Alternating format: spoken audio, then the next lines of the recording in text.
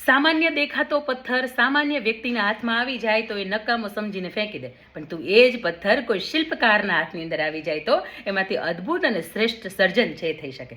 Michael એન્જિલો એટલે વિશ્વના શ્રેષ્ઠ શિલ્પકાર પૈકીના એક શિલ્પકાર, અને એ એવા શિલ્પકાર હતા કે જેના કારણે રોમની આજે પણ જગવિખ્યાત કૃતિઓ છે એ ટકી રહી છે. અને પોતે પથ્થર પારખો હતા. પથ્થરને જુએ ત્યારથી નક્કી કરી નાખે કે આમાંથી શું બનાવવું. એક વખતે રસ્તામાં જઈ રહ્યા હતા, એક પથ્થર જોયો અને પથ્થરને પોતે ખરીદી લીધો અને પોતાના કાર્યસ્થળ છે ત્યાં પહોંચતો કર્યો. એમના સાથી મિત્રો જે મૂર્તિઓ બનાવવાનું કામ કરતા હતા એમણે કહ્યું કે આ પથ્થર બેડોળ છે, અણઘડ છે અને આ પથ્થરમાંથી કશું જ ન બને. પરંતુ એ સમયે એને જવાબ નથી આપતા.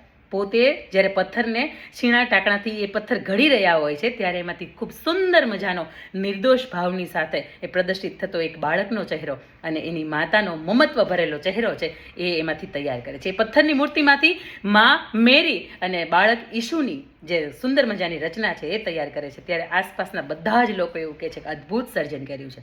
અને આવા બેડોળ દેખાતા, અણઘડ દેખાતા પથ્થરમાંથી કેવી રીતે થઈ શકે? અને ત્યારે માઇકલ એન્જેલો જવાબ આપે છે કે આ પથ્થરની અંદર આ ઓટોમેટિક આ રચના છે ને એ છુપાયેલી હતી, પરંતુ આ પથ્થરની અંદરથી મેં માત્ર આસપાસનો મેલ હટાવવાનું કામ કર્યું છે, મેદ દૂર કરવાનું કામ કર્યું છે. આવો ને, આપણું જીવન છે ને એ પણ ખૂબ સુંદર મજાની મૂર્તિ જેવું છે. આવો આસપાસનો જે મેદ જામી ગયો છે, જે મેલ જામી ગયો છે ને એને હટાવી દઈએ.